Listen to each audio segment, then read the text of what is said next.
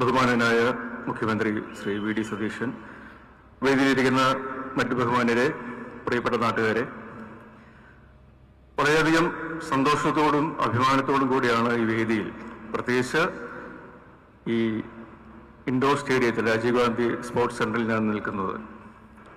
നേരത്തെ ഹൈബി സൂചിപ്പിച്ച പോലെ എൻ്റെ ജീവിതത്തിൻ്റെ അല്ലെങ്കിൽ ദൈനംദിന ജീവിതത്തിലെ ഊർജം തുടങ്ങുന്നത് ഈ സ്റ്റേഡിയത്തിൽ നിന്നാണ്.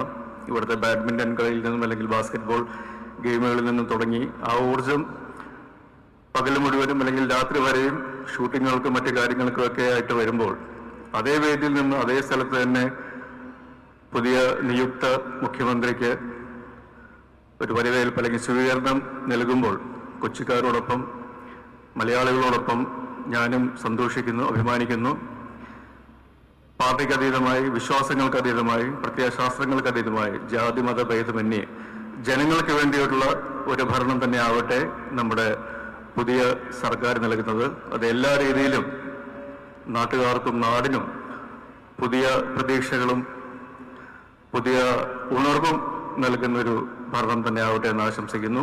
ഒരിക്കൽ കൂടി ഒരു എളിയ കലാകാരൻ എന്നുള്ള നിലയിലും കേരളത്തിലൊരു പൗരൻ എന്നുള്ള നിലയിലും ഈ സർക്കാരിനും നമ്മുടെ നിയുക്ത മുഖ്യമന്ത്രിക്കും എല്ലാവിധ ഭാവങ്ങളും നേരുന്നു. നന്ദി, നമസ്കാരം, ജയ് ഹിന്ദ്.